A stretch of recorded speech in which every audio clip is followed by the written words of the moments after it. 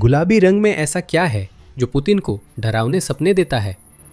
Ukraine की नई missile जो सिर्फ यूक्रेन में ही नहीं बल्कि पूरे यूरोप में खेल बदल सकती है। यूक्रेन ने ऐसा किया जो बड़ी यूरोपीय ताकतें नहीं कर पाई, जिससे रूस के लिए गंभीर समस्या खड़ी हो गई है। यूक्रेन के लिए क्रेमलिन द्वारा बनाई गई बैलिस्टिक मिसाइल रणनीति अब बिखर चुकी है। रूस की घातक मिसाइलों के लिए कुछ गुलाबी और ताकतवर आ रहा है, जिससे पुतिन अपने बचे खुचे बाल नोचने पर मजबूर हो रहे हैं। यूक्रेन ने रूस को वो चीज 30 सेकंड में दिखा दी जो रूस नहीं देखना चाहता था। जैसे ही कैमरा घूमता है, हम पहली बार FP-7X देखते हैं। लॉन्चर पर चमकीली गुलाबी मिसाइल दागने की स्थिति में है, आसमान की ओर तनी हुई और उड़ने के लिए तैयार। ये यूक्रेन और फायर पॉइंट की प्रतिभा का एक स्मारक है, जो यूक्रेन के सबसे महत्वपूर्ण ड्रोन बनाने वाली कंपनी है। फायर पॉइंट ने ही फ्लेमिंगो विकसित किया था, जो एक और गुलाबी हथियार है और अभी इसी वक्त रूस पर प्रहार कर रहा है। फ्लेमिंगो एक हाइब्रिड क्रूज मिसाइल ड्रोन है जो 3000 किलोमीटर दूर तक 1150 किलोग्राम विस्फोटक ले जा सकता है। लेकिन FP-7X अलग है। ये कोई मिसाइल नहीं है जिसे रूस को नुकसान पहुंचाने के लिए बनाया गया हो। इसे यूक्रेन और पूरे यूरोप की रक्षा के लिए बनाया गया था। जैसे ही कैमरा बाहर की ओर जाता है, हम लॉन्च की अंतिम तैयारियां देखते हैं। एक निर्देश दिया जाता है और इंजन चालू हो जाते हैं। जैसे ही गुलाबी मिसाइल सीधा ऊपर उड़ती है, उसके नीचे एक विशाल धुएं का गुबार बनता है और उसके पीछे पीछे आग की लकीर छूट जाती है। फुटेज अलग अलग एंगल्स में बदलती है। मिसाइल अपनी उड़ान जारी रखती है और फिर आसमान में तेजी से चली जाती है। किसी लक्ष्य को नहीं भेदा गया। मुद्दा ये नहीं था, ये फायर पॉइंट की जीत का जश्न था, जो रूस के लिए भविष्य का संकेत देने वाला क्लिप था। यूक्रेन ने वर्षों की पश्चिमी मदद के बाद एक बैलिस्टिक मिसाइल इंटरसेप्टर बनाया है, जिसे वो हवाई युद्ध में निर्णायक मानता है। यूक्रेन पर रूस की आखिरी वास्तविक हथियार बढ़त अब कम हो रही है। वह एक हथियार जिसकी यूक्रेन को सबसे ज्यादा जरूरत थी, अब आ चुका है, और ये न तो अमेरिका की ओर से आया है और न ही यूक्रेन के किसी यूरोपीय साझेदार की ओर से। यूक्रेन ने खुद ये हथियार बनाया है, जिससे यूरोपीय वायु रक्षा की तस्वीर बदल गई है। कुछ हमेशा के लिए बदल गया है। और जैसे जैसे हम इस नए मिसाइल के बारे में और ये क्या दर्शाता है, इसमें गहराई से जाएंगे, आप समझ जाएंगे कि ऐसा क्यों है। यूक्रेन युद्ध के सामान्य पर्यवेक्षक के लिए फायर पॉइंट द्वारा अभी अभी प्रदर्शित गुलाबी मिसाइल यूक्रेन की FP-7 बैलिस्टिक मिसाइल के दूसरे ज्ञात प्रक्षेपण का प्रतीक है। FP-7 की पहली पूरी तरह निर्देशित उड़ान उसी प्रक्षेपण के साथ हुई जो यूक्रेन के लिए बड़ी उपलब्धि है। अगर हम एक पल के लिए वायु रक्षा को इस समीकरण से बाहर भी कर दें, तो भी FP-7 यूक्रेन को स्वदेशी बैलिस्टिक मिसाइल क्षमताएं प्रदान करता है। ये पुतिन को पहले ही नुकसान पहुंचाता है। रूस को एकमात्र वास्तविक बैलिस्टिक मिसाइल खतरा पैदा करने वाला एकमात्र देश माना जाता था। यूक्रेन जो कुछ भी कर सकता था, वह उसके पश्चिमी साझेदारों की मेहरबानी से ही संभव था, जिसका मतलब था कि रूस हमेशा भंडार के मामले में आगे रह सकता था। FP-7 के साथ यूक्रेन ने सब बदल दिया। 200 किलोमीटर रेंज और मैक 4.3 की स्पीड के साथ FP-7 बेहद घातक है। ये 150 किलोग्राम वजनी वारहेड ले जा सकता है और मिसाइल की अधिकतम उड़ान अवधि 250 सेकंड है। मिलिटारी ने सितंबर 2025 की एक रिपोर्ट में खुलासा किया। FP-7 यूक्रेन के लिए एक क्रांति है। फुटेज में जो दिख रहा है वो सिर्फ फायर पॉइंट के बैलिस्टिक मिसाइल क्षेत्र में प्रवेश की घोषणा भर नहीं है। हमने जो देखा वो FP-7 है, पर वैसा नहीं जैसा हम जानते हैं। फायर पॉइंट के वीडियो में मिसाइल FP-7X थी, न कि मूल FP-7। ये इसलिए मायने रखता है क्योंकि इसका मतलब दो बातें हैं। पहली बात, फायर पॉइंट अब उस स्तर पर पहुंच चुका है जहां वह अपनी मूल FP-7 डिजाइन में बदलाव कर रहा है, ताकि मिसाइल का इस्तेमाल रूस पर हमला करने के अलावा अन्य उद्देश्यों के लिए भी किया जा सके। दूसरी बात, FP-7X से उम्मीद है कि यह एक यूरोप व्यापी वायु रक्षा प्लेटफॉर्म का आधार बनेगा, जैसा महाद्वीप या पुतिन ने पहले नहीं देखा। ये सिर्फ मिसाइल परीक्षण नहीं था, बल्कि फ्रेगर के सक्रिय होने के शुरुआती दिन थे। यूनाइटेड 24 मीडिया रिपोर्ट करता है कि फायर पॉइंट द्वारा साझा की गई फुटेज दिखाती है कि फायर पॉइंट की गुलाबी मिसाइल लॉन्च के बाद अपनी उड़ान का रास्ता बदल सकती है, जो कि एक मिसाइल के लिए बहुत ज़रूरी क्षमता है अगर उसे वायु रक्षा के लिए इस्तेमाल किया जाना है। आउटलेट ने कहा कि फायर पॉइंट ने कई और परीक्षण किए होंगे जो वीडियो में नहीं दिखाए। ये समझ आता है FP-7X की फुटेज आने वाली चीजों की बस एक झलक थी, न कि ऐसी खुफिया जानकारी जिसे रूस यह समझने के लिए इस्तेमाल कर सके कि यूक्रेन ने यह मिसाइल कैसे बनाई। चेतावनी भेजो, राज मत खोलो। यह यूक्रेन के लिए एक बेहतरीन रणनीति है क्योंकि इससे पुतिन की रीढ़ में अनियंत्रित सिहरन दौड़ जाएगी। रूस का नेता चाहेगा कि ऐसी सिहरन किसी और ही 30 सेकंड से पैदा हो, और जब वह FP-7X को सक्रिय होते देखेगा तो यह जानकर उसका डर और बढ़ जाएगा कि यूक्रेन ने अपना नवीनतम हथियार क्यों विकसित किया।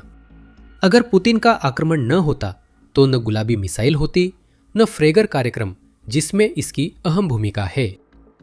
FP-7X अकेली मिसाइल नहीं बल्कि यूरोप के बड़े हिस्से को कवर करने वाले सिस्टम का हिस्सा है।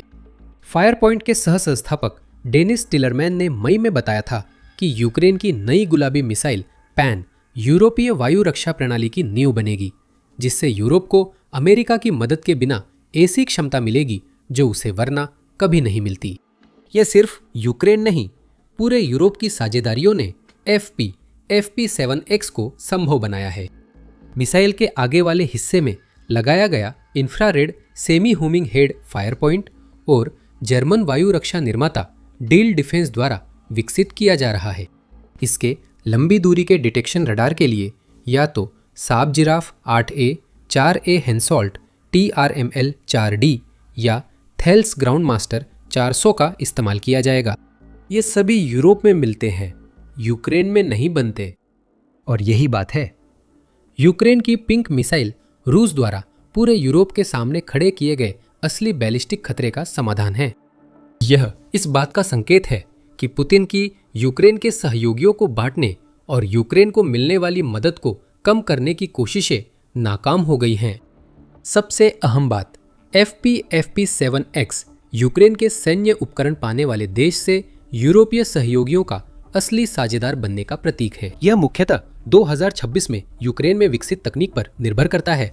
जैसे आक्रमण के वक्त यूक्रेन ने पश्चिमी तकनीक पर निर्भरता की थी। पुतिन अधीन करना चाहते थे, लेकिन उन्होंने रूस के लिए एक अनियंत्रित सैन्य दैत्य बना दिया। फ्रेगर और उस गुलाबी मिसाइल जो इस कार्यक्रम की नींव है के विश्लेषण में ग्लोबल डिफेंस कोर बताता है कि इस कार्यक्रम के मूल सिद्धांतों में से एक रूस की बैलिस्टिक मिसाइल खतरे से निपटने की लागत कम करना है। कीव पोस्ट बताता है कि FP-7X की कीमत प्रति मिसाइल $1 मिलियन से काफी कम हो सकती है। यूरोपीय फंडिंग और कई ऐसे साझेदारों के साथ जो इन मिसाइलों को जितना संभव हो उतना खरीदना चाहते हैं। फायर पॉइंट यूरोप के लिए रूस के खिलाफ बेहद जरूरी हवाई रक्षा कवच बनाने की कुंजी साबित हो सकता है। यूक्रेन के पास पेट्रियट इंटरसेप्टर्स का विकल्प हो सकता है, जिनकी कीमत प्रति मिसाइल $4 मिलियन से ज्यादा है। पैट्रियट की तुलना में 1/4 लागत में बैलिस्टिक मिसाइलों को मार गिराने के लिए पर्याप्त घातक होना यूक्रेन और उसके साझेदारों के लिए पहले से ही एक अच्छा सौदा लगता है। और जितना अजीब ये सुनाई देता है, मिसाइल के लिए गुलाबी रंग चुनने के पीछे भी एक व्यावहारिक कारण है। फायर पॉइंट ने यह रंग न पुतिन को अपमानित करने के लिए चुना और न ही इसलिए कि फ्लेमिंगो के विकास के बाद यह कंपनी का ट्रेडमार्क बन गया। गुलाबी रंग इसलिए चुना गया है क्योंकि यह रंग मिसाइल को ट्रैक करना आसान बनाता है और टकराव के बाद रिकवरी टीमों को मलबा खोजने में भी मदद करेगा, जिससे यूक्रेन यह सुनिश्चित कर सके कि रूस के पास फायर पॉइंट की नई एयर डिफेंस मिसाइलों के अवशेषों तक पहुंचने का मौका मिलने से पहले ही सब कुछ साफ कर लिया जाए। अब ये यूक्रेन और यूरोप के लिए बहुत रोमांचक है। फायर पॉइंट के FP-7X डेमोन्स्ट्रेशन के साथ एक जरूरी चेतावनी भी है। अगर फायर पॉइंट और यूक्रेन के पास रूसी बैलिस्टिक मिसाइल गिराने का हथियार है तो हमें FP-7X में कुछ बातें देखनी होंगी। बैलिस्टिक मिसाइलों को ट्रैक और गिराने के लिए उनमें से एक है बैलिस्टिक मिसाइलों को ट्रैक करने और उन पर वार करने के लिए जरूरी मैन्यूवर करने की क्षमता। ऐसी मिसाइलें ड्रोन या क्रूज मिसाइल जैसी नहीं होती। इंटरसेप्टर मिसाइल को पास में फटना ही काफी नहीं होता, हिट टू किल क्षमता होना जरूरी है। रूस के बैलिस्टिक स्टॉक पाइल के लिए FPFP-7X को असली खतरा बनने के लिए उसे इतनी मैन्यूएरेबल होना चाहिए कि वह तेज मिसाइलों पर सीधा वार कर सके। फायर पॉइंट की गुलाबी मिसाइल में जरूरी गति है। अगर इसे सही कोर्स करेक्शन क्षमताओं के साथ जोड़ा जा सके तो फिर यूक्रेन के लिए रास्ता खुल जाता है। मान लेते हैं कि FPFP-7X जितना चलना चाहिए उतना चल सकता है, तो FPFP-7X का उभार बहुत बड़ा है, चाहे वो यूक्रेन युद्ध के संदर्भ में हो या यूरोप की रूस के खिलाफ रक्षा के लिहाज से। क्यों? जवाब देने से पहले याद दिला दूं, आप द मिलिट्री शो देख रहे हैं। अगर आप ऐसी ही जानकारी देखना चाहते हैं तो चैनल को सब्सक्राइब करना न भूलें ताकि आप कभी भी कोई वीडियो मिस न करें। अब चलिए यूक्रेन से शुरू करते हैं। पुतिन ने यूक्रेन के लिए एक गंभीर बैलिस्टिक मिसाइल समस्या खड़ी कर दी है, जिसे जल्द से जल्द हल करना जरूरी है। CNN की 4 जून की रिपोर्ट के अनुसार रूस लंबे समय से यूक्रेन पर हवाई हमले बढ़ा रहा है। उसे ऐसा करना पड़ा। 2026 में रूस का जमीनी अभियान विफल रहा। ऐसे में पुतिन के लिए यूक्रेन का पतन अपरिहार्य है। यह दिखाने का एकमात्र तरीका हवाई हमले तेज करना है। रूस अब उस स्तर पर पहुंच गया है जहां वह हर महीने यूक्रेन पर लगभग 8000 शाहेद प्रकार के ड्रोन दाग रहा है। यूक्रेन की मुख्य समस्या बैलिस्टिक मिसाइलें हैं, जो आंकड़ों से स्पष्ट है। उदाहरण के लिए CNN के मुताबिक 2 जून को रूस ने यूक्रेन पर 41 बैलिस्टिक मिसाइलों से हवाई हमला किया। यह संख्या मई महीने में रूस द्वारा यूक्रेन पर दागी गई कुल मिसाइलों से भी ज्यादा है, और इन 41 में से 30 मिसाइलें यूक्रेनी क्षेत्र में गिरने में सफल रहीं। यूक्रेन को जितनी जरूरत है उतनी बैलिस्टिक मिसाइलें नहीं गिराई जा रही हैं।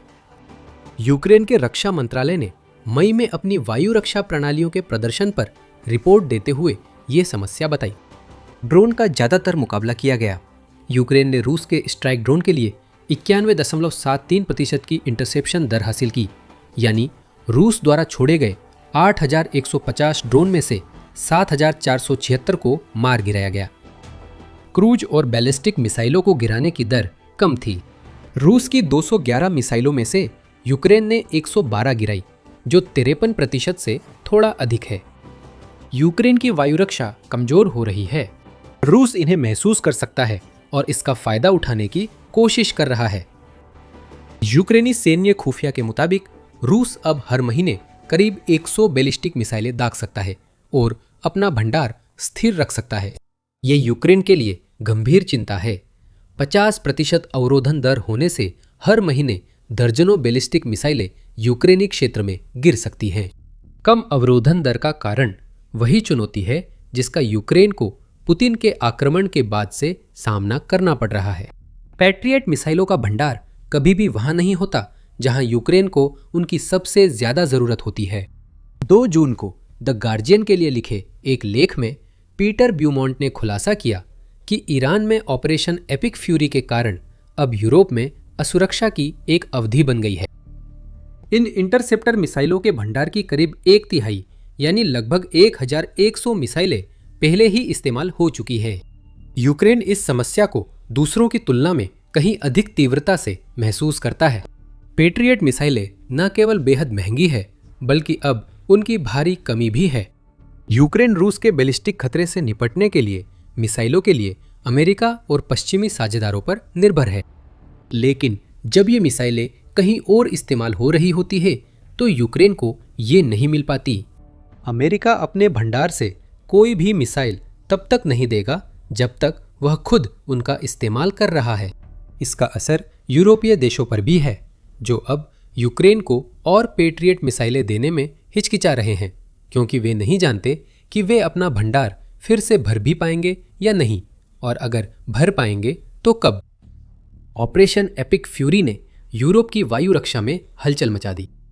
FPFP-7X को एक ऐसे समाधान के रूप में पेश किया जा रहा है जो अमेरिकी मिसाइल इंटरसेप्टरों पर स्पष्ट निर्भरता को खत्म कर सके, जो यूरोप को चिंता में डालती है और यूक्रेन को सक्रिय रूप से नुकसान पहुंचाती है। अगर यूक्रेन यथास्थिति बनाए रखता जैसा पुतिन चाहते हैं तो बैलिस्टिक मिसाइल की समस्या कभी हल नहीं होती। ये यूक्रेनी वायुसेना कमान के प्रवक्ता यूरी इग्नात के अनुसार है, जिन्होंने 2 जून को कहा कि वायु रक्षा मिसाइलों का सीमित वैश्विक उत्पादन इसका मतलब है कि जब तक युद्ध जारी रहेगा, यूक्रेन को अपनी जरूरत की चीजों की कमी का सामना करना पड़ेगा। कम से कम ऐसा ही होगा अगर यूक्रेन इसके बारे में कुछ नहीं करता। FP-7X उसी समस्या से निपटने के लिए यूक्रेन का कदम है। ऑपरेशन एपिक फ्यूरी ने यूरोप की वायु रक्षा प्रणाली को झटका दिया। यूक्रेन की वायु रक्षा जरूरतों के पीछे एक बड़ा मुद्दा छुपा है। यूरोप अपनी वायु रक्षा में अमेरिका पर यूक्रेन जितना निर्भर है, इसी कारण फ्रेगर शुरू हुआ। यूरोप अमेरिका पर वायु रक्षा के लिए निर्भरता घटाना चाहता है, इसलिए यूक्रेन का FP-7X सिर्फ रूस की बैलिस्टिक मिसाइलों से निपटने के लिए नहीं, बल्कि पूरे यूरोप के लिए हवाई सुरक्षा कवच बनाने के उद्देश्य से विकसित किया जा रहा है।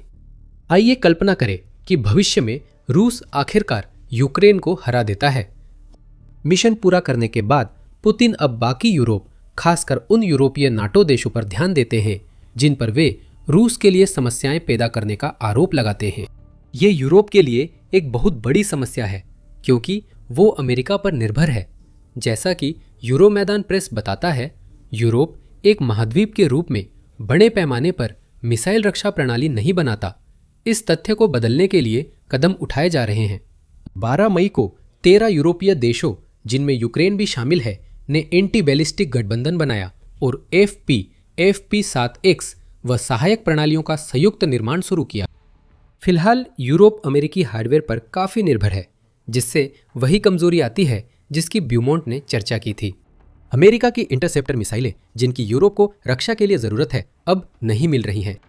Centre for strategic and international studies के अनुसार अमेरिका को अपने मिसाइल भंडार को सभी क्षेत्रों में फिर से बनाने में कई वर्ष लगेंगे और 2029 के मध्य तक ही वह ऑपरेशन एपिक फ्यूरी से पहले के पैट्रियट इंटरसेप्टर्स के स्तर पर आ सकेगा। ये माना गया है कि ऑपरेशन एपिक फ्यूरी फिर से शुरू नहीं होगा। अमेरिका ईरान के बीच शांति समझौता नहीं हुआ है और युद्ध विराम अब भी नाजुक है। अगर दुश्मनी फिर से भड़कती है तो इससे और ज़्यादा पैट्रियट मिसाइलें खर्च होंगी, जिससे अमेरिका पर निर्भर यूरोपीय वायु रक्षा रणनीति और भी ज़्यादा खराब स्थिति में आ जाएगी। यूरोप को FP-7X की उतनी ही ज़रूरत है जितनी यूक्रेन को। इसके बिना और फ्रेगर कार्यक्रम के बिना रूस की बैलिस्टिक मिसाइलें यूक्रेन और यूरोप में पुतिन जो कुछ भी हासिल करना चाहते हैं उसमें सबसे अहम साबित हो सकती है। अब यूक्रेन के पास ऐसा समाधान है जो यूरोप नहीं दे सका, और FP-7X की खासियत है कि यह उम्मीद से जल्दी उत्पादन में आ सकता है। 4 जून की रिपोर्ट में इंटरफैक्स ने बताया कि स्टिलरमैन ने यूक्रेन की नई पिंक मिसाइल के उत्पादन के करीब होने का संकेत दिया। मुझे उम्मीद है इस गर्मी या शुरुआती पतझड़ में मॉस्को के लिए परीक्षण उड़ानें शुरू होंगी, और क्योंकि हम कभी भी मंजूरी और कोडिफिकेशन का इंतजार नहीं करते बल्कि तुरंत उत्पादन लाइनें बनाते हैं, हम वहां कभी भी किसी चीज की 1, 2 या 3 प्रतियां नहीं बनाते, हम तुरंत 10 परीक्षण प्रतियां बनाते हैं। हम वहां 10 से 20 मिसाइलें बनाकर उत्पादन शुरू करेंगे। फिर एक बार जब हमें कोडिफाई कर लिया जाएगा, एक बार जब वे हमें खरीद लेंगे, तो वहां दर्जनों का उत्पादन किया जाएगा, 5 पॉइंट्स के सह संस्थापक ने घोषणा की। स्टिलरमैन FP-7 की चर्चा कर रहे हैं, जबकि FP-7X भी उसी बैलिस्टिक मिसाइल पर आधारित है।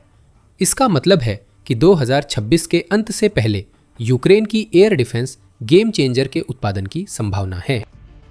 यूरोप के लिए ये जितनी जल्दी आए उतना बेहतर है, क्योंकि रूस की बैलिस्टिक बयानबाजी बढ़ रही है और इसका मुकाबला अब ज्यादा जरूरी हो गया है। मई में पुतिन ने सरमत नामक नई अंतर महाद्वीपीय बैलिस्टिक मिसाइल के परीक्षण की सराहना की। रूस के नेता सरमत को दुनिया की सबसे ताकतवर मिसाइल बताते हैं और कहते हैं कि ये 2026 के अंत तक सेवा में आएगी। रूस बाल्टिक देशों को धमका रहा है और पुतिन ने ऐसा कानून साइन किया है जिससे वे विदेशों में रह रहे रूसी नागरिकों की सुरक्षा के नाम पर किसी भी देश पर हमला कर सकते हैं। 19 से 21 मई तक रूस ने अपनी रणनीतिक परमाणु क्षमताओं की जांच के लिए अचानक अभ्यास किया, जो 12 मई को परमाणु सक्षम मिसाइल के परीक्षण प्रक्षेपण के बाद हुआ। ये सभी बहुत सोचे समझे संकेत हैं जो पुतिन यूरोप को दे रहे हैं। रूस नए युद्ध की तैयारी कर रहा है जिसमें बैलिस्टिक मिसाइलें अहम होंगी। FP-7X के आने से पुतिन की योजनाएं बाधित हुई। यूक्रेन की पिंक मिसाइल ज़्यादातर घरेलू रूप से बनी है और बाकी पुर्जे उन देशों से आते हैं जिन्हें रूस से अपनी सुरक्षा की उतनी ही चिंता है जितनी यूक्रेन को। अमेरिका पर निर्भरता खत्म की जा रही है और रूस की यूक्रेन और यूरोप को लेकर योजना का मुकाबला किया जा रहा है।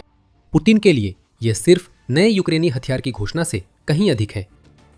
फायर पॉइंट की गुलाबी मिसाइल यूरोप यूक्रेन की वायु रक्षा में बड़ा बदलाव लाती है और रूस की बैलिस्टिक मिसाइल की धमकी को खत्म कर सकती है। FPFP-7X अभी परीक्षण में है, जबकि एक नया यूक्रेनी हथियार रूस के पिछले इलाकों को तबाह कर रहा है। मोरिगन अब हकीकत है और यूक्रेन इसका इस्तेमाल कब्जे वाले इलाकों के भीतर गहराई तक घुसकर क्रीमिया में रूसी रसद तंत्र को तहस नहस करने के लिए कर रहा है। मोरिगन क्या है और क्यों महत्वपूर्ण है? इन सवालों के जवाब हमारे वीडियो में जानिए। अगर आपको यह वीडियो पसंद आया हो तो सब्सक्राइब बटन दबाएं ताकि आप यूक्रेनी हथियारों के सभी नए विकासों की जानकारी पा सके। और देखने के लिए धन्यवाद।